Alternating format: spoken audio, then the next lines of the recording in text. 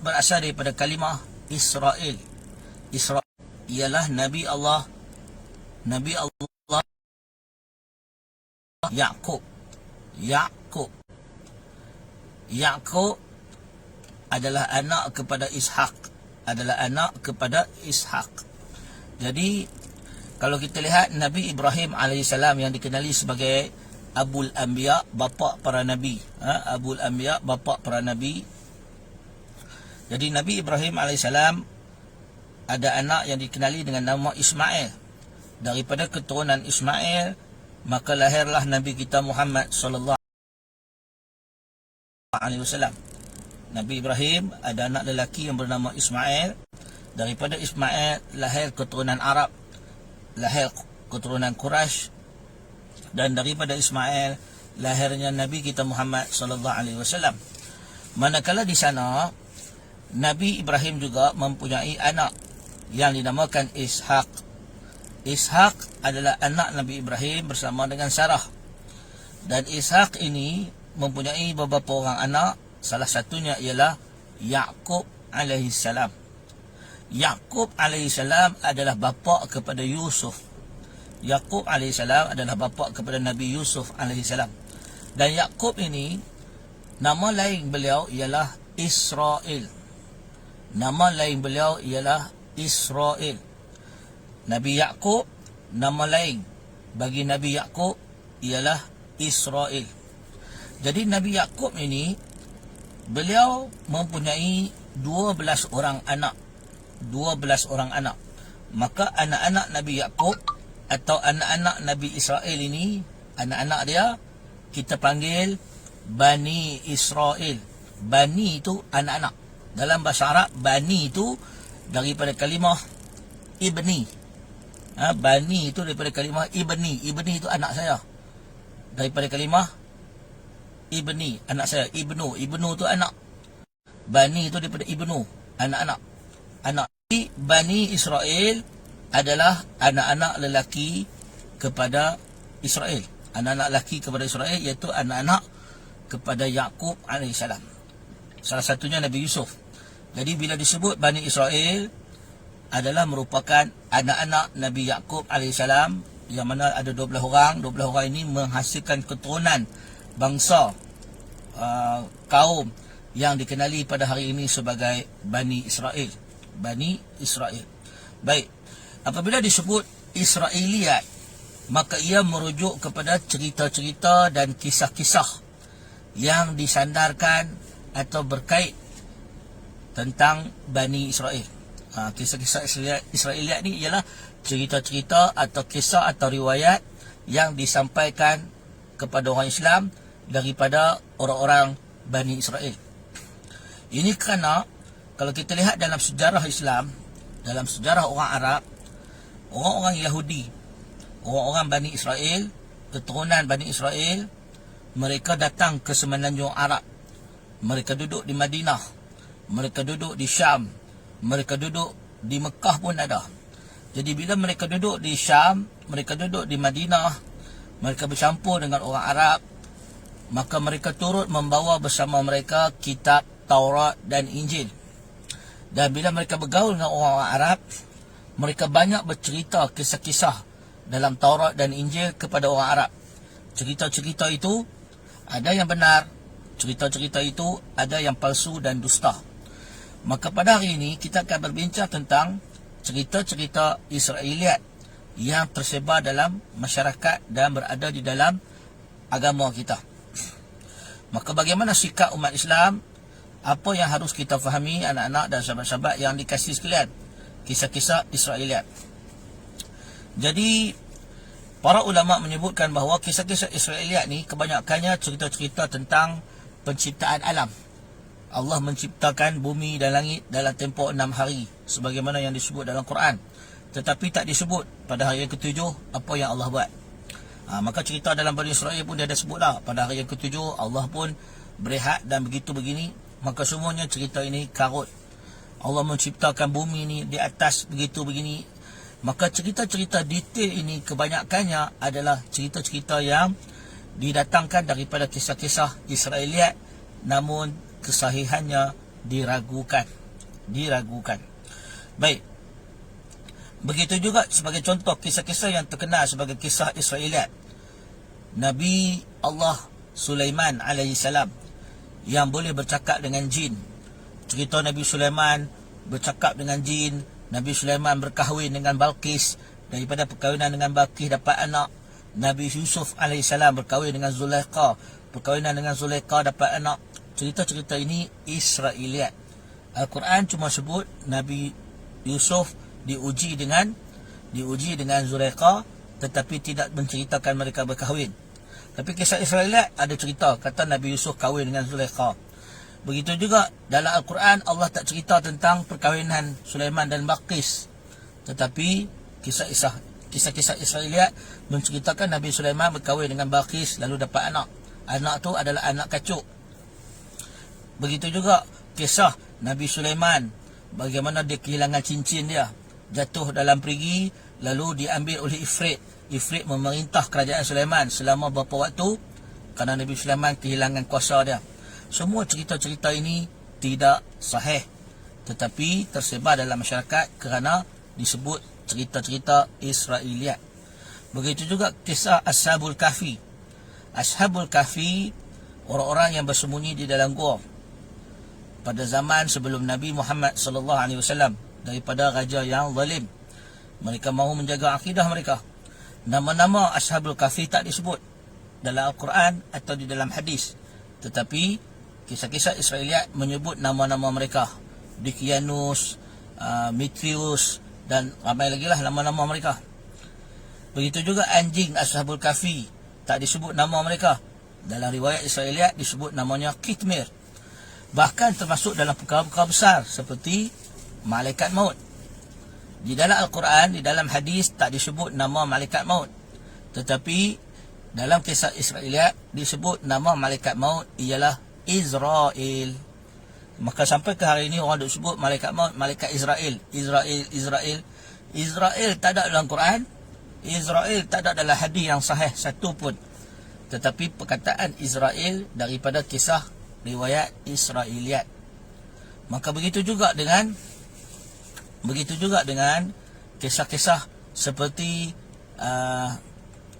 malaikat Israel, kisah seperti malaikat Israel datang kepada manusia.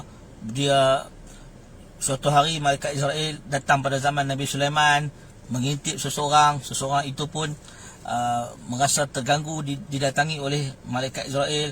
Lalu dia minta Nabi Sulaiman supaya bawa dia ke tempat yang jauh daripada manusia. Maka Nabi Sulaiman pun memerintahkan angin bawa lelaki itu pergi duduk tempat yang jauh daripada manusia. Rupa-rupanya malaikat maut sudah menunggu di situ. Israel sudah tunggu di situ, bersedia nak ambil nyawa dia. Maka semua kisah-kisah seperti ini tidak ada dalam Quran dan hadis yang sahih, tetapi datang daripada riwayat Israeliat. Baik, banyak sebenarnya kisah-kisah Israeliat yang lain yang tersebar dalam masyarakat atau diceritakan dari satu kitab ke satu kitab, daripada satu penceramah ke satu penceramah. Baik, anak-anak yang dikasihi sekalian, maka secara umumnya dalam bahasa Arab kita sebut fa inna Israiliyat hiya akhbar wa riwayat al-manqulah an Bani Israel.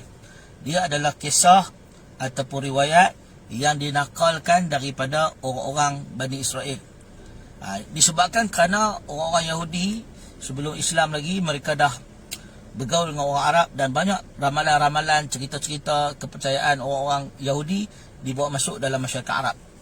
Dan kemudian bila mana mereka memeluk Islam, dibawa masuk dalam Islam. Begitu juga ada tokoh-tokoh Yahudi seperti Abdullah bin Salam, Ka'ab bin Ahbar, Wahab bin Munabbih.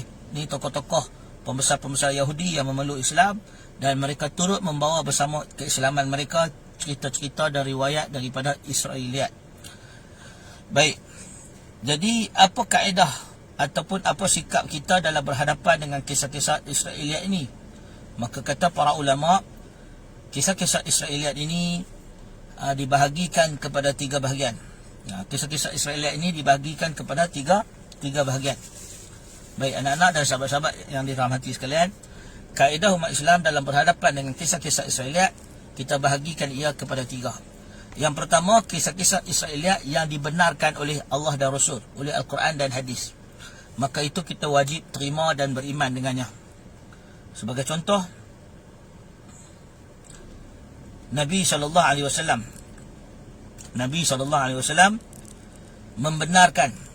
membenarkan kisah ataupun riwayat Israeliat bahawa Nabi Musa AS diselamatkan daripada Fir'aun pada hari Ashura.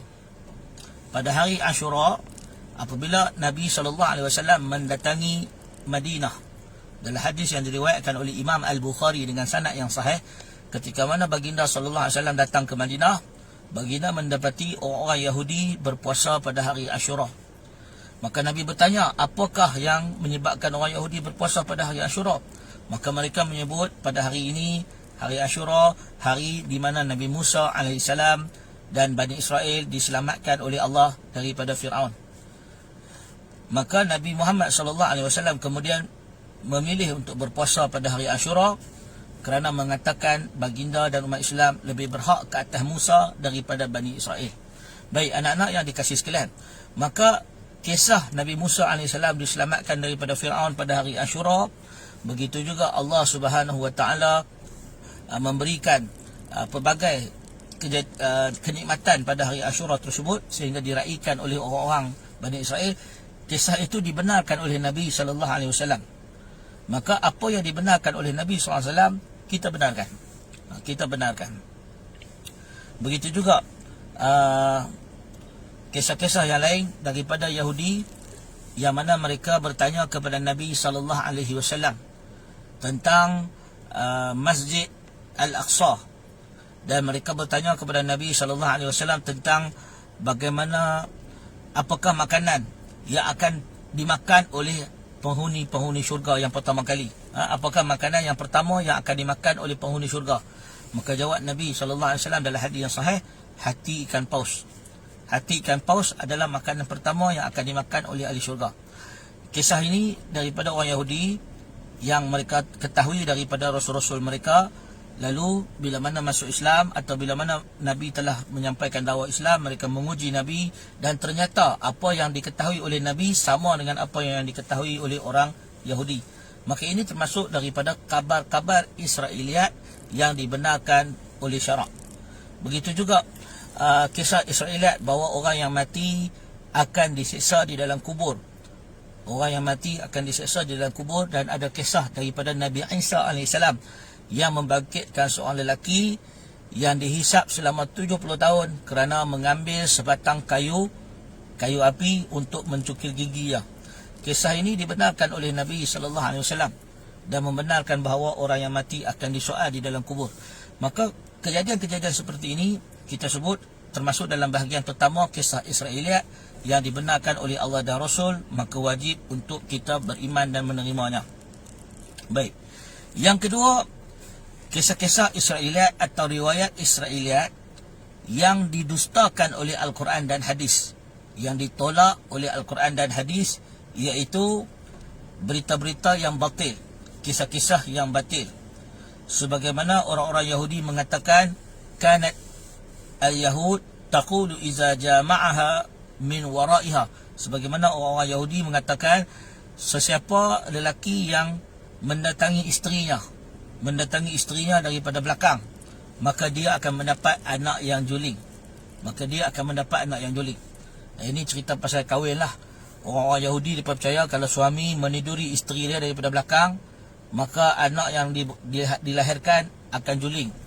Maka bila mana kabar ini sampai kepada Nabi SAW, Nabi mengatakan Yahudi berbohong, Yahudi berdusta. Kisah ini ada dalam hadis sahih Bukhari dan Muslim. Kemudian Allah menurunkan Al-Quran, nisa'ukum harsul lakum fa'tu harsakum anna syi'tum. Wanita-wanita kamu adalah ladang bagi kamu, maka datangilah mereka menurut apa yang kamu suka. Surah Al-Baqarah ayat 223. Maka ini adalah di antara contoh berita-berita yang tidak benar yang diceritakan oleh orang Yahudi, lalu bila sampai kepada pengetahuan Nabi, Nabi dustakan.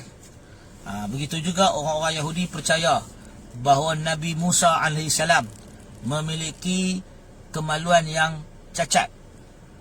Maka sebab itu Nabi Musa AS dia tidak pernah mandi dengan menunjukkan kemaluan dia. Orang zaman Yahudi dulu, mereka mandi telanjang, mandi berbogil, lelaki sama lelaki mandi telanjang. Jadi orang-orang Bani Israel hairan kenapa Nabi Musa tak pernah mandi telanjang.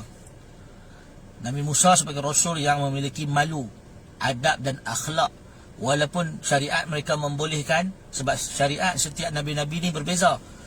Syariat mereka membolehkan seseorang mandi telanjang, tapi Nabi Musa tak mandi telanjang sesama lelaki. Maka Nabi Musa AS suatu hari di dalam hadis yang sahih ditunjukkan oleh Allah bagi menjawab dusta Bani Israel bahawa Nabi Musa cacat. Apabila Nabi Musa sedang mandi di sebatang sungai, batu yang diletakkan pakaian, Nabi Musa meletakkan pakaian dia di atas ketul batu, batu tu berlari membawa pakaian Nabi Musa. Batu tu bergerak melari membawa pakaian Nabi Musa. Maka Nabi Musa pun mengejar batu itu dalam keadaan tak berpakaian, sehingga aurat baginda, kemaluan baginda dilihat oleh orang-orang Bani Israel, dan mereka pun mengatakan bahawa rupa-rupanya dakwaan Nabi Musa memiliki kecacatan, ataupun Nabi Musa ni maknanya bukan jantan lah, bukan lelaki, tak ada alat kemaluan lelaki. Rupanya itu adalah tidak benar. Maka cerita-cerita dakwaan seperti ini yang mengarut, yang direka oleh orang Yahudi, ditolak oleh Islam.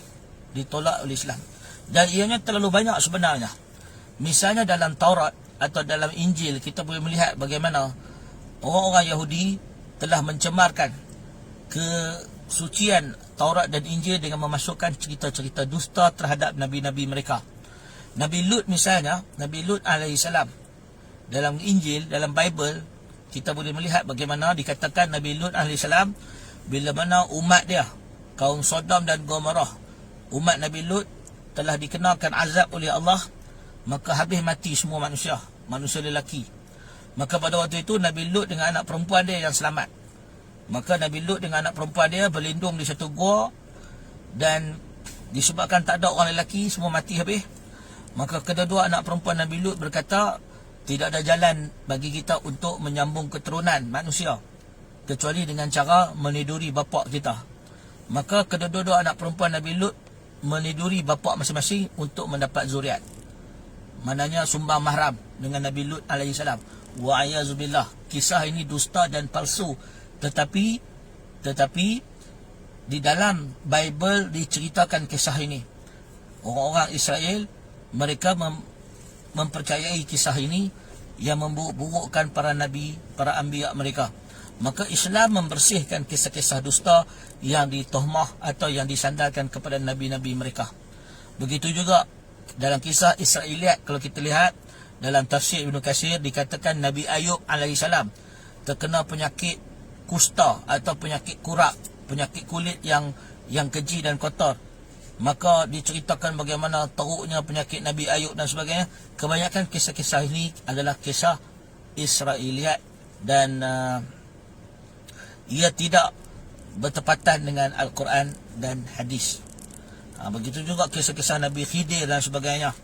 Banyak riwayat-riwayat yang disebut riwayat yang tidak sahih. Jadi anak-anak dan sahabat-sahabat yang dikasihi sekalian, itu bahagian yang kedua daripada kisah-kisah Israeliat, iaitu kisah yang didustakan oleh Al-Quran dan hadis. Manakala yang ketiga yang perlu kita fahami daripada kisah Israeliat ini ialah kisah-kisah yang disebut oleh para ulama, kisah yang kita tidak ketahui adakah ia dusta ataupun ia adalah benar, kerana tidak ada petunjuk daripada Al-Quran dan hadis. Maka sikap yang patut kita ambil ialah tauqif. Tauqif ni maknanya kita berdiam diri. Tauqif maknanya kita tak cakap apa, kita diam, stop.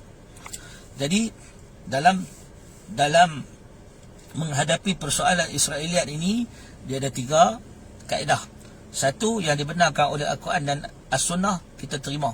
2, kisah-kisah Israeliat atau riwayat Israeliat yang tidak berdasarkan Al-Quran dan hadis dan menyalahi Al-Quran hadis, kita tolak.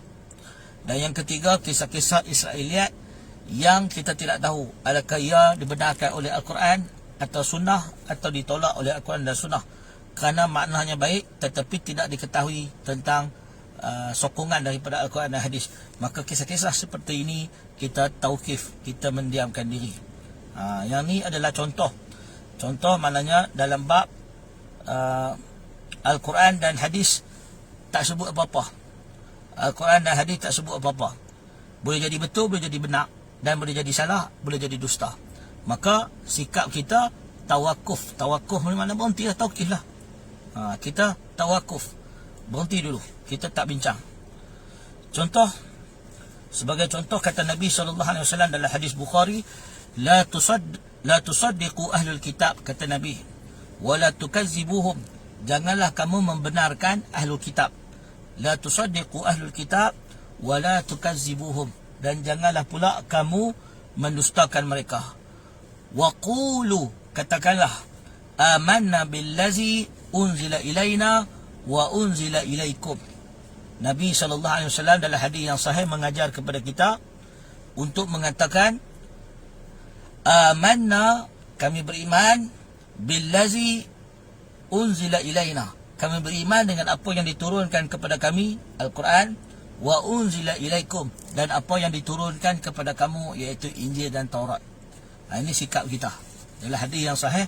Maka Nabi SAW mengajar, bila mai bab yang ketiga yang kita pun tak tahu dalam Quran setuju ke tidak, dalam hadis setuju ke tidak, atau benar ke salah ke, maka kita beriman, amanna billazi unzila ilaina, kami beriman dengan apa yang diturunkan kepada kami, wa unzila ilaikum, dan apa yang diturunkan kepada kamu. Itu kaedah yang benar. Jadi sebab itu anak-anak dan sahabat-sahabat yang dikasihi sekalian, maka Nabi SAW menyebut, balighu anni walau ayah, sampaikan daripada aku walaupun satu ayat, wa haddisu ani Bani Israel, dan tidak ada masalah kamu nak bercerita pasal kisah-kisah Bani Israel, wala haraj. Wala haraj ni mana tak ada apalah. Tetapi Nabi tegaskan, wa man kazzaba alayya anni muta'amidan falyatabawwa maq'aduhu minan nar. Tetapi siapa yang berdusta ke atas aku dengan sengaja, maka siaplah tempat duduknya dari api neraka. Hadis riwayat Al-Bukhari. Yang bermaksud, kita nak cerita bab balighu anni wal ayah, sampaikan dari Nabi walaupun satu ayat, wa haddisu anil Bani Israel wal haraj. Nak cerita pasal Bani Israel, silakan, tak ada masalah. Tapi jangan menipu. Jangan tokok tambah, jangan menipu. Jadi sebab itu, dalam riwayat banyak kisah-kisah Bani Israel, sangat banyak. Kalau kita lihat dalam tafsir Ibn Katsir, kita lihat dalam tafsir At-Tabari yang asal, yang bukan edisi tahqiq, kita akan menemui sangat-sangat banyak kisah-kisah Bani Israel. Riwayat tentang kisah itu, kisah ini dan sebagainya. Kisah malaikat yang diutuskan, Harut dan Marut, yang datang ke Babylon, cerita pasal dia pun macam-macam riwayat.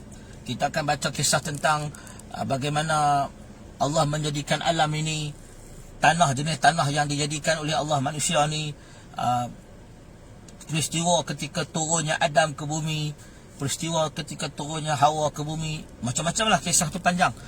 Maka kita akan jumpa banyak riwayat-riwayat Israeliat. Maka sebab itu kita kata riwayat-riwayat Israeliat ni terbagi kepada tiga.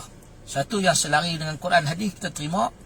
Dua, yang menyalahi Quran hadis kita tolak. Yang ketiga, yang kita tidak pasti, sama ke, selari ke, atau bertentangan, kita tak pasti, tidak ada petunjuk dari Al-Quran dan hadis, maka kita tawakuf, kita diamkan diri. Baik, anak-anak dan sahabat-sahabat yang dikasihi sekalian, di antara perbahasan tentang kisah-kisah Israeliat ini, kita akan jumpa banyak kisah-kisah yang sebenarnya menarik, seronok kalau kita baca, tapi tak sahih. Sebagai contoh, kisah peperangan di antara Talut dan Jalut. Dalam Al-Quran, Allah menceritakan bagaimana pasukan Talut berhadapan dengan pasukan Jalut. Ini di antara Bani Israel punya musuh. Jalut ni adalah Ain Jalut, tentera Ain Jalut, maknanya pasukan jahat yang dari bangsa Kanaan yang memusuhi Bani Israel. Bani Israel diketahui oleh Talut, salah seorang Nabi Allah yang diangkat untuk memimpin Bani Israel. Kerana kata Nabi SAW, semua pemimpin-pemimpin Bani Israel adalah Nabi. Adalah Nabi. Nabi yang jadi raja-raja mereka. Jadi Talut ini memimpin pasukan dia untuk lawan dengan Jalut. Dan dalam pasukan dia itu ada seorang pengembala kambing. Dan penggembala kambing itu ialah Nabi Daud AS yang ketika itu masih remaja, masih budak, yang mengikuti pasukan Talut, dan dia berhasil membunuh Jalut, sehingga akhirnya Nabi Daud diangkat sebagai pemimpin kepada Bani Israel, dan akhirnya kemudian menjadi raja Bani Israel. Dan daripada Nabi Daud dia dapat anak bernama Sulaiman. So banyak cerita Nabi Daud, cerita Nabi Sulaiman, bagaimana Nabi Daud dia ada isteri yang ramai, kemudian dia ada askar dia seorang, lalu dia ingin menikahi askar isteri dia. Semua kisah-kisah ni adalah riwayat Israeliat yang disandarkan kepada Bani Israel, kepada Nabi-Nabi mereka, dan ianya ada yang sahih dan ada yang palsu. Jadi sebab itu anak-anak dan sahabat-sahabat yang dikasih sekalian, bagaimana sikap kita dan cara kita nak menilai? Sebab kalau kita kata nak kena ikut Quran hadis, lari dengan Quran hadis baru kita terima, berlawan dengan Quran hadis baru kita kena tolak. Kalau yang tak pasti, kita tak boleh nak, kita kena tawakuf. Ada satu lagi kaedah yang mudah yang disebut oleh Imam Ibnul Qayyim Al-Jauziyah dalam kitab Al-Manarul Munif, iaitu kaedah dalam menilai hadis-hadis atau riwayat daripada Israeliat ni ada 3 yang mudah. Yang pertama, mana-mana riwayat Israeliat yang tidak selari dengan usul akidah. Mana-mana riwayat Israeliat yang tidak selari dengan usul akidah. Sebagai contoh, ada riwayat Nabi atau Rasul-Rasul yang tidak selari dengan akidah Islam. Bermaksud riwayat itu bercanggah dengan apa yang kita diajar dalam akidah Islam. Kalau ada riwayat cerita tentang Nabi meminta bantuan daripada jin, ataupun ada Rasul yang melakukan perkara yang tidak mustahil, yang mustahil bagi akal seorang Rasul akan melakukannya. Sebagai contoh, seorang Rasul pergi colek bini orang, sebagaimana tomahan kepada Nabi Daud AS yang pergi colek isteri kepada tentera dia. Maka semua kisah-kisah ni adalah palsu. Mana-mana kisah yang menyalahi usul akidah Islam, kisah tu palsu, confirm. Tak payah tengok sanad dia, tak payah duk cek bersalahan tak bersalahan dengan Quran hadis. Mana-mana menyalahi usul akidah, itu palsu. Itu yang disebut oleh Imam Ibn Qayyim. Itu satu. Mana-mana kisah Israeliat yang menyalahi usul akidah. Yang kedua, mana-mana riwayat Israeliat yang menyalahi logik akal. Mana-mana riwayat Israeliat yang menyalahi logik akal, yang tidak memberi faedah kepada agama, maka palsu. Okey. Satu, menyalahi usul akidah Islam. Dua, yang menyalahi akal. Menyalahi akal ni kalau dia ada manfaat pada Islam atau memberi pelajaran yang baik, maka kita terima. Ataupun kalau dia cerita benda ni tak logik, tapi tak logik pun sebab benda ni gaib dan dia memang ada tujuan nak bagi orang beriman dan sebagainya, maka mungkin logik boleh diterima. Tetapi kata para ulama, mana-mana berita-berita Israeliat yang menyalahi akal, tetapi tak ada faedah apa cerita pada Islam, maka ianya adalah palsu. Ini adalah kerja orang-orang Yahudi yang suka mereka cerita bab-bab agama mereka dan menekuk tambah apa yang mereka inginkan dalam agama. Dia suka tulis je dalam Taurat dan Injil, dia tukar tambah ayat-ayat Allah dengan sesuatu yang tak didatangkan dari Allah dan Rasul. Baik, itu kaedah yang kedua. Mereka cerita-cerita yang tak masuk akal, yang tidak ada faedah pada agama. Sebagai contoh, cerita berkenaan dengan Ashabul Kahfi, nama-nama mereka. Nama-nama mereka, Dikyanus, apa lagi, Matthews lagi. Nama-nama ni walaupun tak masuk akal ataupun masuk akal, tapi apa faedah pada kita hafal nama mereka? Kalau kata dengan hafal nama mereka kita tampai nama-nama ni dekat dinding rumah takkan terbakar dan sebagainya, maka itu syirik. Maka itu sudah syirik, menjadikan nama-nama ni sebagai tangkai, itu dah syirik. Maka di situ kita lihat bahawa perbuatan nama-nama ini tak ada manfaat pada agama, maka ia bukan daripada Islam. Itu.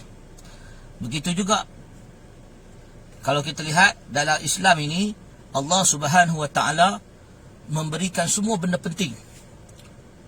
Sehingga Nabi SAW, bila Nabi wafat, Nabi tak pernah sebut direct Abu Bakar mesti jadi khalifah. Nabi tak pernah sebut direct lepas Abu Bakar siapa nak jadi khalifah. Benda-benda macam tu pun Nabi tak sebut. Sebab nak sebut benda yang lagi penting, tiba-tiba dalam agama Islam ni boleh ada pula nama Ashabul Kahfi, nama anjing dia nama apa. Macamlah itu lagi penting daripada pengganti Rasulullah sallallahu alaihi wasallam dan isu-isu besar dalam Islam yang tak disebut oleh Nabi SAW. Maksud contoh, dalam Al-Quran, dalam hadis tak disebut tentang ambil wuduk. Siku ni termasuk dengan anggota wuduk ke, atau siku tak termasuk dalam anggota wuduk, sehingga menyebabkan ulama terbagi kepada dua pendapat dalam mazhab. Ada mazhab kata ambil wuduk wajib basuh siku, ada ulama kata ambil wuduk sampai ke siku tapi tak wajib menyapu siku. Benda macam tu yang melibatkan ibadat pun ulama berbeza pendapat, sebab Al-Quran dan hadis tak sebut jelas. Tiba-tiba boleh pula ada cerita pasal Ashabul Kahfi, nama-nama mereka dengan jelas, nama raja mereka dengan jelas, anjing mereka nama Khitmir dengan jelas. Maka ini membuktikan kisah ini mengarut, tidak sahih. Maka sebab itu kata para ulama, ada tiga kaedah mudah nak menilai mana-mana riwayat Israeliat. Satu, menyalahi usul akidah. Yang kedua, benda-benda yang menyalahi akal atau tak logik atau tak munasabah, yang tak bawa faedah. Benda tak bawa faedah, Islam tak perlukan benda ni. Dan yang ketiga, bagaimana kita berhadapan dengan kisah-kisah atau riwayat Israeliat yang datang kepada kita. Baik, pertamanya kita perlu lihat dalam riwayat daripada Nabi SAW dalam hadis riwayat Al-Hakim dan dikeluarkan oleh Imam Ahmad dan lain-lain. Nabi SAW melihat Abu Bakar, bukan Abu Bakar, Nabi SAW melihat Sayyidina Umar Al-Khattab radhiyallahu ta'ala anhu membaca kitab Taurat. Lalu Nabi bertanya kepada Umar, apa ni Umar? Mahazihi, apa ni yang sedang buat ni?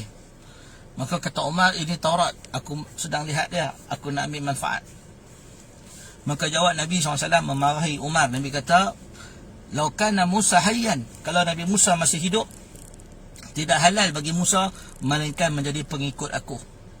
Maka Nabi SAW memarahi Umar Al-Khattab kerana membaca Taurat. Sebab tak perlu ambil dah dari kitab lain, Al-Quran dan hadis sudah mencukupi. Jadi sebenarnya berhadapan dengan masalah Israeliat ini, kalau benda tu ada dalam Quran, ambil hak Quran je lah. Kalau benda tu dah ada dalam hadis, buat apa nak ambil daripada dia? Quran dan hadis dah ada. Kalau benda tu tak ada dalam Quran dan hadis, maknanya kita tak perlukan dia. Maka itu kaedah yang ketiga yang diajarkan oleh para ulama. Maksudnya, kalau benda tu sudah ada dalam Quran, apa yang cerita-cerita Israeliat yang kita dengar ni ada dalam Quran, dalam hadis, maka kita tak perlukan dia, sebab Quran dan hadis dah ada. Tapi kalau benda yang diceritakan kisah-kisah Israeliat ni tak ada dalam Quran, tak ada dalam hadis, bermakna kita pun tak perlukan dia, sebab tak diceritakan dalam Quran, maknanya benda ni tak penting, tak perlu. Ini kena pegang.